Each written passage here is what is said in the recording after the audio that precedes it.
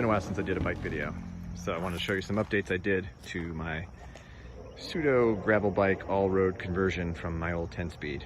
So some very obvious differences from the last time you may have seen this bike. The most obvious are of course, the tires.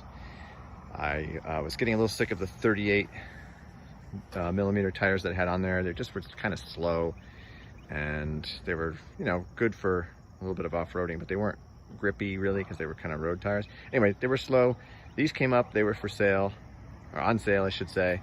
I went down from a 38 to a 32, and they're the Gravel King SS's. They're not the ones that most people get, the SKs. I think it stands for semi-slick. So it's got this like center area that's nice and slick, and then it's got a little bit of grip on the sides. It's pretty nice, and boy did it speed up the action on this bike. And it was kind of related to the fact that I did not change the chain ring. I was going to go down to a 42 because I figured it might be good for climbing and stuff like that. This is a 46. As I was trying to change that out, actually, this got all messed up, and it's going to require some drilling. But when I changed the tires, I decided, well, this 46 still works pretty well, so I kept it. Let's see, other different things. Well, the shifting system and the derailleur. I had to change it out because when I had the old friction shifters on there and I was doing any kind of like climbs, it just wasn't accurate, and it would slip out and all that kind of stuff. So I actually sold the original Suntour shifters and derailleur on eBay for like 25 bucks. And apparently they're vintage and kind of sought after. So that was cool. And basically that paid for this Tourney 7-speed rear derailleur, and also this little thumb shifter paid for that. So that was kind of a break-even situation. Tires obviously were a little bit more, so that does put me over $200 for this conversion, I think, at this point. I also got put this new saddle on here. I had the saddle from an earlier project. I just like the look of the rivets and everything, and it kind of coordinates with the brown on here. It's a very comfortable saddle, but it's a little bit bulky, so I don't know if I'm gonna keep it on there. I think it's very, very nice. It's not super expensive either. It's just an Origin 8, but I like the look of it and I like the comfort of it, but it's a little bit bulky. I replaced the seat post here, which is a more modern one without that clunky, the clunky bits of the old time ones, right? So this is a lot nicer. It's a lighter too. And on the front end here, I decided to go for a true flat bar. I got these Orbea flat bars for cheap somewhere, and they were used, and instead of the little riser that I had. So it's a little bit more, you know, aggressive of a stance, which I like. Not too bad, you know, this is not a road bike, so, or at least in the traditional sense. And I also went with the trend here. People love these Ori grips. I don't love them, honestly. They're all right, and I wish they were the color of this so they matched more, but they're okay. But they're more like, they're okay for around town.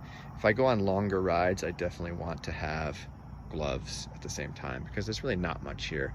The old ones I had with the kind of like the I don't know, almost like ribbed kind of thing, those were way more comfortable. They were getting a little bit worn out, and they had kind of this flange piece on the end, which wasn't going to work super well with the shifter and even with the brake a little bit, so I decided to go for it. But if I get new grips in this eventually, I want to go for that style again. I think it's just more comfortable. But overall, the bike is a lot faster. It's almost more like a cyclocross kind of vibe about it now, with the smaller tires, the quicker pace to it. So I'll show you some video of me riding this bad boy around. You can see what you think.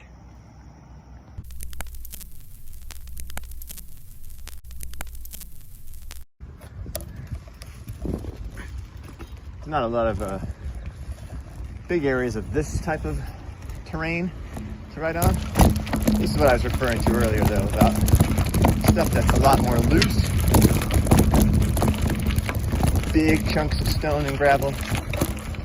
This is where these smaller tires definitely don't do as well. Like this kind of stuff is alright. But this bigger stuff over here, which is just basically crushed stone, is definitely doesn't feel as good. You can feel the tires, the whole bike sliding underneath you. And I'm even just going super slow. But it's a cool little place because they have the tools set up. Anyone can come and use with the pump and everything. So I love trails like this. That, you know, think about that kind of stuff. There you go. So that's about it for this bike. At least this video about this bike. Maybe I'll just ride up the road and see where that takes me. Let's see. This part's all pavement, so rough pavement at times, but pavement nonetheless. There's some dirt areas, but I don't really think I'm supposed to go there. So I'm going to be a good law-abiding citizen and not venture off to that little lovely area over there to the right. See how it handles train tracks. Well, here's where putting these smaller tires on and these semi-slicks or whatever they call it there is nice because you can go from some of that rougher stuff into this stuff and not feel like you're slogging around. I think I mentioned earlier that I changed, or I was going to change the chain ring back when I had the 38 tires on here, but once I put these smaller tires on, it just made it that much easier to pedal, so I kept the 46 in the front. I'm happy I did because, as I've said before, I don't do a ton of off-road riding. This bike is mostly for the challenges of riding in urban areas, which sometimes means gravel, sometimes means cracks, sometimes means potholes, sometimes means going over grassy areas to get over things, around people,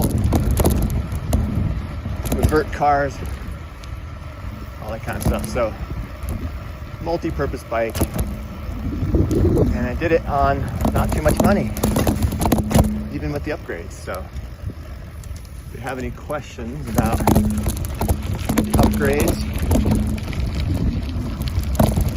oh, glass over there, just let me know.